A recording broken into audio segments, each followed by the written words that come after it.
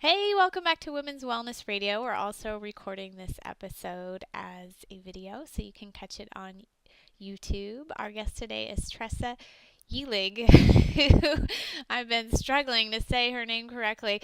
Um, and she is a real expert on fermented foods and broth and the Western A price type diet. She's a wonderful local resource, and I'm really happy to bring her onto the show today. So, first of all, welcome, Tressa.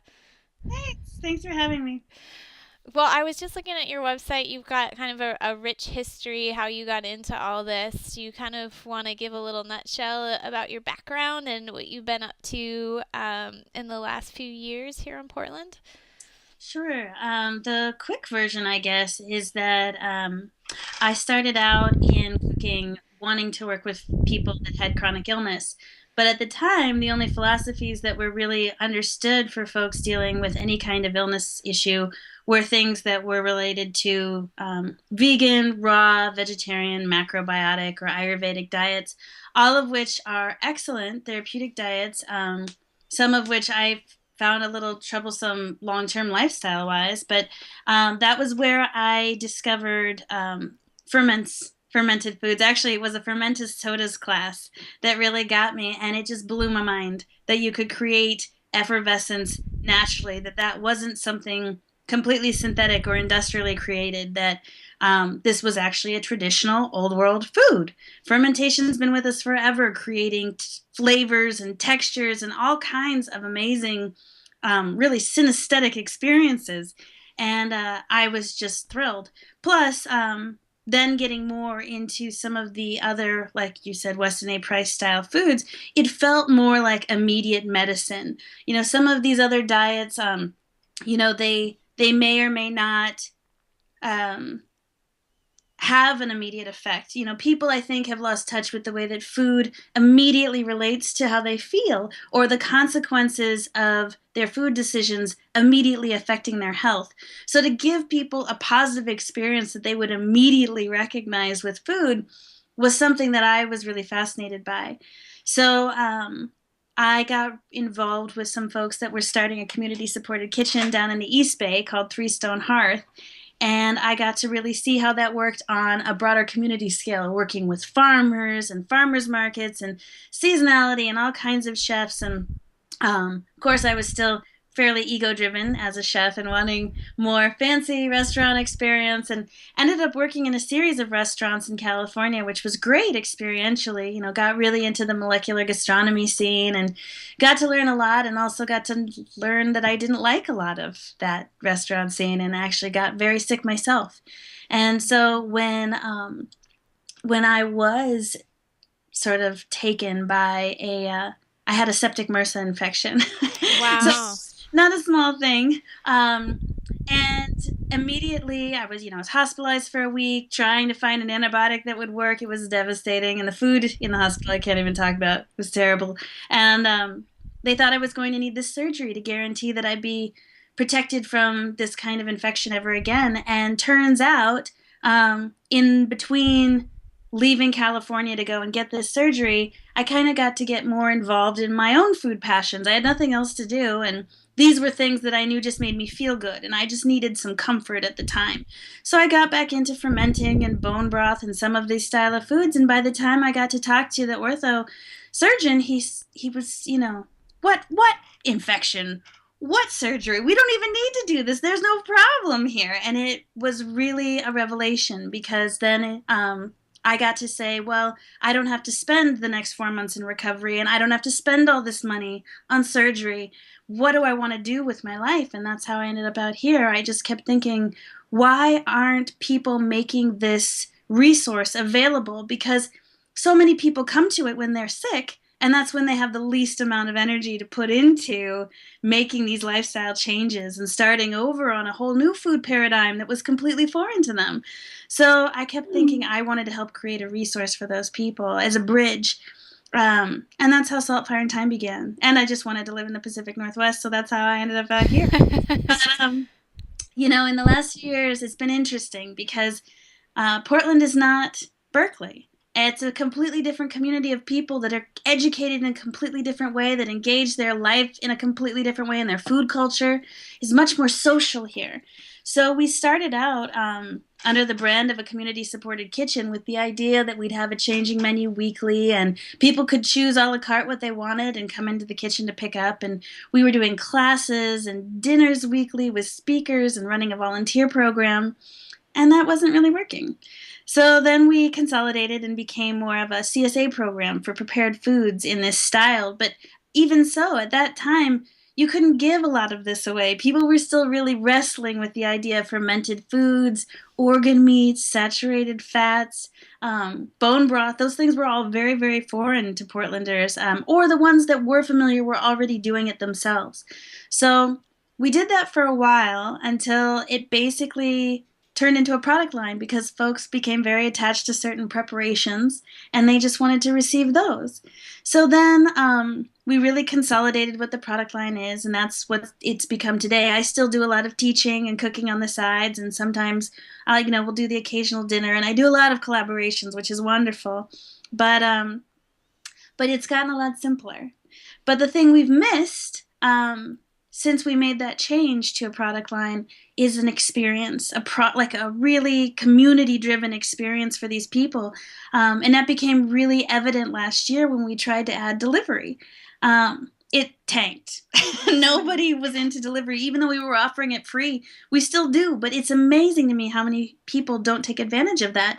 And I realized it's because so many of them are already isolated by what they're dealing with that they come to us for an experience of community. And I really wanted to dress up the way we gave that to them and also try to reach out to those busy professionals that can't make time for community but still want to participate in this kind of food culture. So, Okay.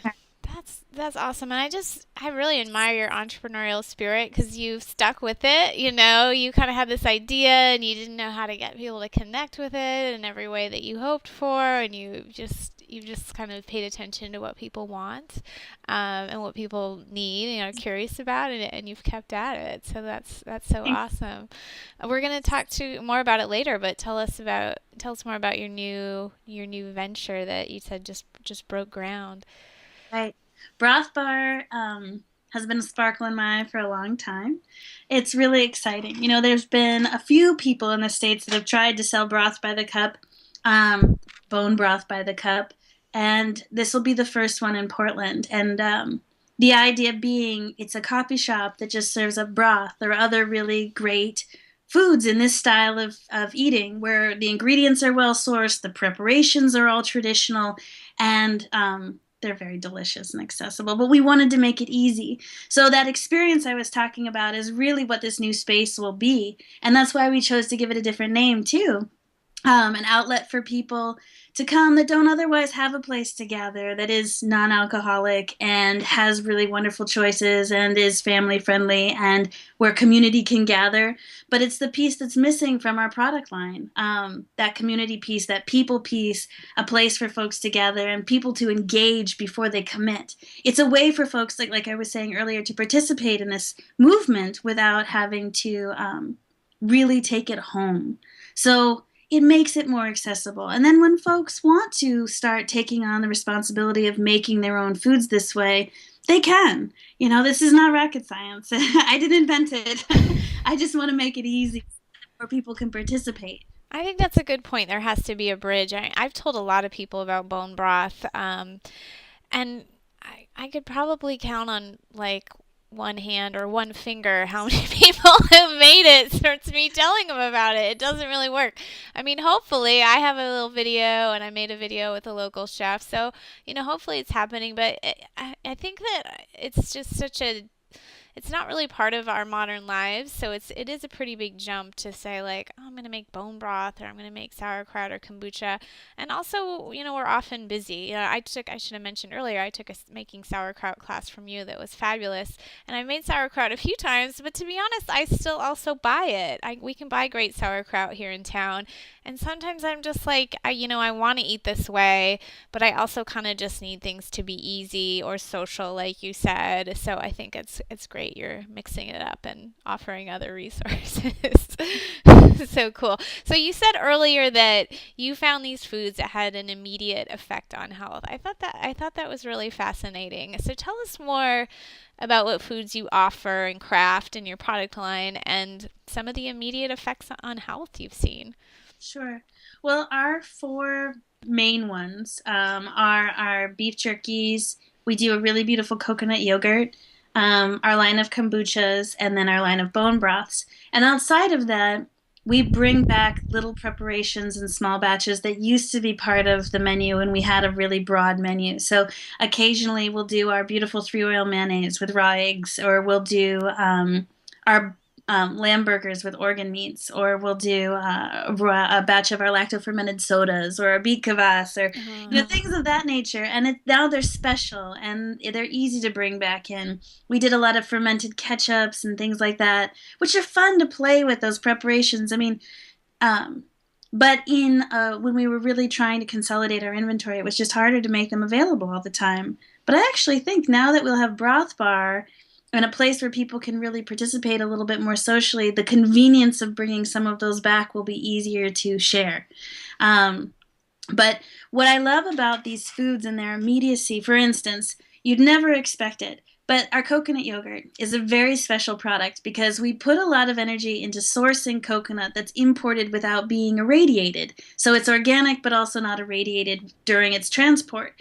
And then we take just that coconut meat and we puree it, we culture it, we add a little bit of vanilla specks to it, and the texture, because coconut's a natural emulsifier, is very much like a pudding. But unlike a lot of other coconut yogurts on the market that are full of emulsifiers or that are just the cream and kind of overload you on the fat, and then people have trouble digesting it.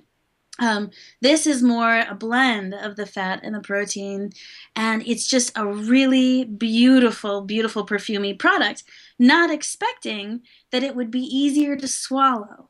And so, what's interesting about that is here's a way for us to get a really beautiful food into people that would otherwise have difficulty swallowing, who don't want to manage texture, who aren't used to things that they can manage swallowing because of texture, also being delicious, specifically folks on chemo. And so that product has been a lifesaver for a lot of folks that going through that process are having a hard time keeping food down, that don't want to think about how their body's going to digest it because they're just so hungry. And in a place where you really just want to feed your body and not feed the cancer, that's a product that allows us to do that. Or the bone broths obviously speak for themselves. People have such a profound experience with the bone broths. I think so many of them come in expecting it to just be like a Campbell soup, and then they have their first cup of bone broth and they're immediately calmer, or they immediately feel comforted or held. And there's a almost what do I want to say? It can be extremely moving for people to have a momentary relief from whatever digestive distress they've been going through. And so the bone broth offers people that experience in a way that they haven't, it's totally unlike anything they've ever had before. The kombucha is another one that I think blows people's minds a little bit, especially when you have one like ours that's a little younger, it's more mild, it's not as effervescent, but it has very sophisticated flavors. So one thing I love about our kombucha, especially for people that are used to being on a lot of pharmaceuticals, it can kind of help clear that mental fog that they experience. And so waking up where they'd normally put in a cup of coffee, or they need something to help, get out of the fuzz of whatever they either are recovering from, their liver's going through, who knows. But the point is, they have a glass of kombucha and it gives them a lift, but it also clears the fog. And so here's a moment of clarity that they wouldn't have otherwise have, or that they would have taken another pill to clear. And so it's giving people these tools to help themselves. It's incredibly empowering. But what I love about it the most is that then they start paying attention to the sort of physiological consequences of what goes in their body. So now we've created a visceral memory of, cause and effect. So they begin to start paying attention to other things, like having a glass of water when they have a headache instead of immediately reaching for the Advil, or when they're looking at their plate of food thinking, okay, there's a lot of spices here. How is my body going to react? Do I need an extra enzyme before I eat this or afterwards? Not just reaching for the Pepto, but thinking proactively or preemptively before they begin a meal, because now they know that they can tie how they will feel later that day and the following morning to what they had for dinner. And I think it's just creating those patterns. It's creating like a little trail of crumbs for people to start following, and then they begin to re-embody themselves. Mm. Yeah, when you were talking about how you feel clearer on certain foods, it made me realize, I consume a lot of these foods. I have a pretty healthy diet at this point, but sometimes I still eat things that are not healthy, right? I go to a party or I just, whatever, think, oh, I'll just have it. And then I feel so bad. I get a headache or my gut is killing me. Um, but I guess a lot of people are operating on that all the time. They're just kind of eating processed food all the time, and they think, "Oh, this is just how I feel. I feel bad." But when you add in foods that are healthy, I guess I just didn't think about the fact that when I eat healthy foods, I feel good. I just feel like when I eat healthy foods, I feel, normal and I'm functioning correctly. But it is that's giving me that normal, healthy function. And if some people have never had the experience of eating traditional foods or eating homemade foods, then yeah, it probably is a really immediate boost to their health. It's life changing. It's like a bulb went off, just amazing to watch them, and then watch how their curiosity builds once they have a positive experience, that moment of relief, because they're so normalized to their discomfort that they doesn't appear that there are options for anything else. So give them an opportunity to experience something positive, to have a little moment of relief. Now they want to know everything. Now they want to understand the whys and hows, but not the other way around. We definitely learned that early on. When I try to sell a class on like blood sugar balance, nobody shows up. But if we talk about, fermented fun fizzy sodas you can make at home, then we want to talk about blood sugar balance. Now they're into it, but not before. That's a good point. That's a really good point. Yeah, I mean, a part of the business of being in health is like, how do we sell it to people? How do we make it fun and appealing? And I think food is a great way because everyone loves delicious flavors. A lot of people are willing to try new things too. So go into the broth bar for the first time is probably something novel, and then maybe they'll start to get into it and research more. Yeah, really cool. So people listening or watching may still not have tried too much fermented food. Maybe they see the kombucha at Whole Foods, or they're hearing more talk about it. Tell us some of the health benefits of these fermented foods. Well, I think of fermented foods mostly as pre-digested, which I know sounds really gross, but I think people misunderstand or underestimate just how much energy their body spends on digestion. And so when things are not traditionally prepared, your body has to work twice, three times as hard to get something to the stage where it can begin to break it down and then absorb nutrition. And so, just because there are micronutrients in a food doesn't necessarily mean that we get access to that our body can break it down in a form that it uses, and then that we actually get nourished by that food, which is why there's so many, digestive problems out there these days. We've been ignoring that process for a long time, and our digestive systems are just pooped. No pun intended. Anyway, the tricky thing about that is fermented foods are like a helping hand. They're using wild bacterias, wild yeast, things that occur all around us, that we're already participating in, and mixing these different little microbes together in a way that begins the digestive process for us and starts breaking down those foods in a way that then when we go to eat them, our body doesn't have to work as hard to access that nutrition. And so we get a lot farther in those foods. We get a lot more out of them. And besides the fact that there's so many secondary benefits, immune boosting, energetically, if the body's not spending all of that energy digesting, it can put the extra energy into healing. It can put the extra energy just into whatever you want to put extra energy into. Maybe that's skating or your children or painting or who knows what. But, there's more room in our lives than we give ourselves access to. And so that's where I think fermented foods can be extremely liberating. The hardest part about fermented foods is the first step. It's like getting over your fear, the bacterial phobia, getting beyond the idea that you and bacteria are on opposite sides of the room fighting for space, when really we're exactly the same. They want to live in our space. They live all around us, inside of us, on every surface. They participate in our lives more than we do. And so when you start thinking about adding them or giving them freedom to access our foods, it's kind of where they should have always been. We've just been fighting a very natural process for a long time.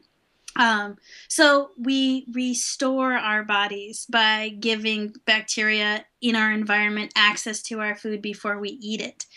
We make ourselves less foreign in our own environment. We become more familiar, and our bodies really respond quickly to that. Yeah, and you say, we're fighting this natural thing, but for what, like thousands of years, we were cultivating these fermented foods. And it's probably only been, what, like 60 years or something that we have not been cultivating them, right? And now we're starting again, thankfully.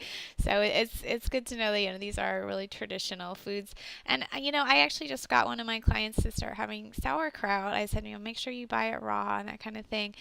And she said, "Oh, it's really delicious," because she had only had the kind that was like, pasteurized in like the jar by the relish or whatever.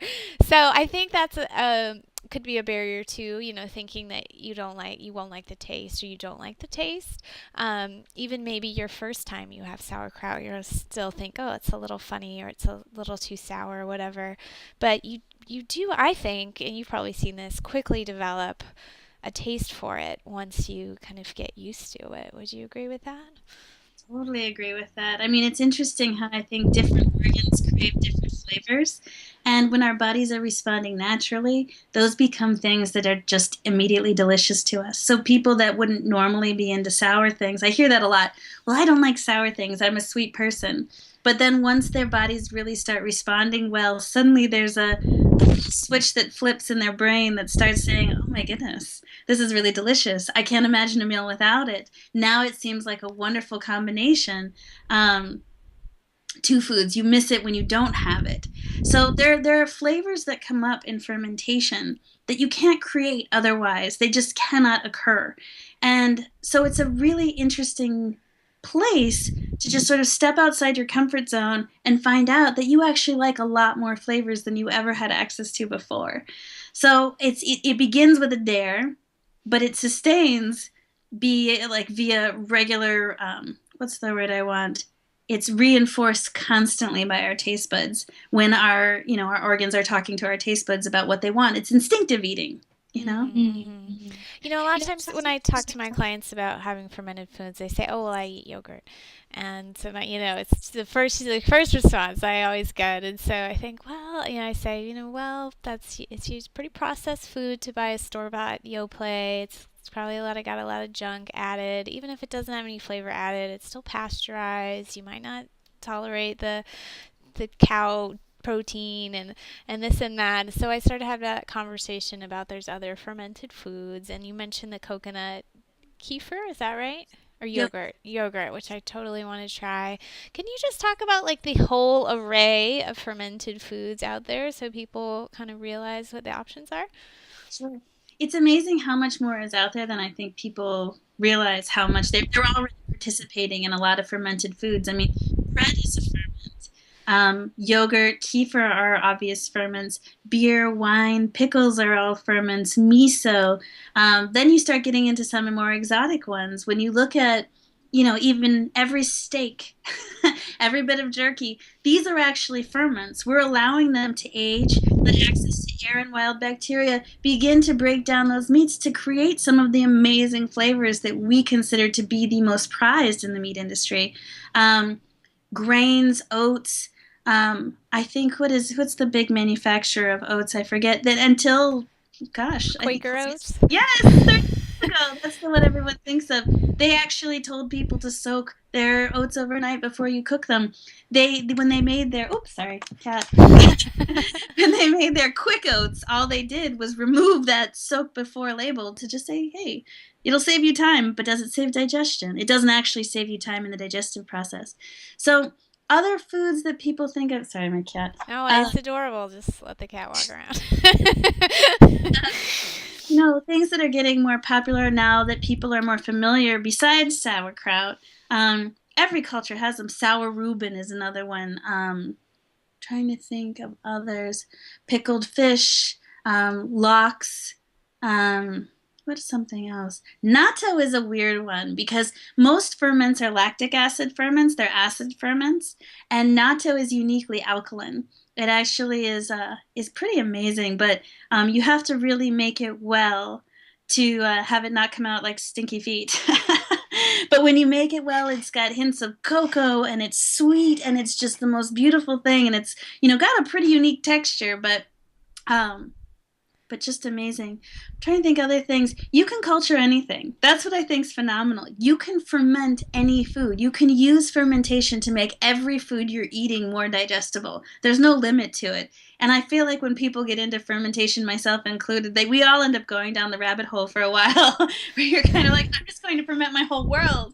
And now you're actually seeing a lot more things like people including probiotics in cosmetics and topically, which I think is going to be such a relief and counter to all of these antibacterial lotions and sprays and soaps. Why not populate our skin and our surfaces with good bacteria? Crowd out the bad ones instead of just trying to destroy everything. Um, it makes a much more pleasant and effortless situation to just work collaboratively with the bacteria. What We'll is the never. statistic? Like there's 100 times more bacteria in us and on us than our human So true. cells. Something So like that. It's something phenomenal. Yeah. And I've seen some probiotic back skin stuff. Is it Dr. Ohira who has this? Is a Japanese researcher who's come up with some different probiotic products. So I've checked those out a little bit. Um, so yeah, you've got kind of you're talking about some advanced moves, fermenting all sorts of things, and some beginning moves, which is just buying things or going to a local shop. Can you tell us a bunch of resources, perhaps locally with you? And I don't know if you ship or not. And then say someone's listening and they're in a different country. Like, what are some ways people can start to get involved? Whether it's websites, books, things at the grocery store. Certainly. Well, in the States, I think, the obvious quick places to go for really good probiotics are usually, like you were saying, looking for companies that source clean vegetables that are doing traditional ferments, and usually they are, as long as they're not pasteurizing their products. And it's good to look for that. Fermented foods are alive. They continue to act on themselves and digest themselves and participate in the environment around them. So they do need a little tending. They're kind of like pets in that way, and they do continue to ferment. So what I think is interesting about them in that way is that at no point are they necessarily dangerous, but they do become unpalatable. So locally, grocery stores, sauerkraut, yogurt, there are a lot of good brands. There are a lot of amazing companies in town. We're so lucky to have miso makers and people making tempeh and all kinds of other ferments here. Natto. If you're looking online or you're wanting for resources to start making things at home, Cultures for Health is an amazing resource. They have every culture under the sun and lots of starters. That's a really great place to begin. Videos, books, um, Sandor Katz is kind of the godfather of fermentation. His first book, Wild Fermentation, is really based on a dare. I don't actually encourage people that are beginners to start there. His second book, The Art of Fermentation, is much more for hand holding and supporting people in their troubleshooting and walking them through their fears. To guarantee them that they're getting a safe product, because there are definitely bacteria to watch out for, but good bacteria will always crowd out the bad. So I do think overseas, in Europe, there's a lot more access to traditional ferments. And mostly it's just starting to ask your neighbors. I think it's amazing how many people are culturing and making cultured foods, but they don't talk about it because they assume it's weird or too culturally specific or otherwise unwanted. But these are the longevity diamonds in our, cultural ancestry. They're worth sharing, and people I don't think value it because they've gotten so familiar with it. Grandma's been making this. I had no idea it was special. But they miss those flavors. They are nostalgically delicious. So Yeah, that's a good point. And I like your point about, talking about it. I think when I was a little younger, I'd be like, oh, I'm that weird health person. But now I'm like, try this. Well, like just have fun. Just joke about it. Have fun about it. If people taste it and they think it's gross or make a face, just laugh about it. It doesn't have to be a big thing. Food is about trying new things. And I think actually, Tressa, I first learned about you from Rylan Feeney, who we had on the show once. And I was in a nutrition class of hers, and she was saying in the adult phase of life, which is a pretty long phase, one of the most important things we need to do is have variety. If we get stuck eating the same things all the time, it's putting our health at risk. So trying new things is really important. How about your own website and your own business? What can we only access you locally, or what's No, the absolutely. We still offer delivery. And that truck is just waiting. we do ship. We ship all over the states. We've actually even shipped overseas, which is amazing. And all of that information's on the website. It's easier for people to just go through the website, but they can always just email us for questions. And we have a lot of good bulk bundles that offer discounted pricing for people that really get committed and into it. So, and that's just salt, fire, and thyme. And is spelled out A-N-D, and thyme is T-I-M-E. Saltfireandthyme.com, and everything is there. Okay, and I know I'm on your I'm newsletter. Will you let people know as you get Broth Bar going and have your first events? The newsletter is the best way to follow us. Broth Bar is on Instagram and Twitter. Saltfire and Time also has a Facebook, and the newsletter goes out maybe once a month. But Facebook is really the one that I think, Facebook and Instagram, that get updated the most frequently with sales or promotions or special events and classes. The newsletter is a great way to stay in touch, though, too. Okay. Great. Well, thank you so much for your time and you're just sharing your passion. You're still so passionate. All these ups and downs you've been through. So great. And I will definitely be celebrating with you at the opening of your new place. And now I'm going to have to go by your production facility and get some yogurt. When are you guys open to We pick are up? open right now, Wednesday to Friday, 11 to 7, and Saturdays, 10 to 2. And Okay. Broth Bar will have a whole different set of hours I haven't decided on yet. Okay. I'm running some errands this Saturday, so I just might come by and get that coconut yogurt. All right. Well, thanks to you, thanks to our listeners, and hope you can tune in next week. I record the shows. I'm not always sure what order I'll put them out in, but we have just such an amazing variety of shows on all sorts of topics. So we hope you subscribe, whether to our YouTube channel or to in your iTunes or your podcast, so you can keep getting the info just delivered right to you. If you'd like more information on me, I'm at bridgetdanner.com, and I always put everything in the show notes and the YouTube notes so you can find out about some things we talked about. All right. Thanks, everyone. Until next time. Bye bye. Be well.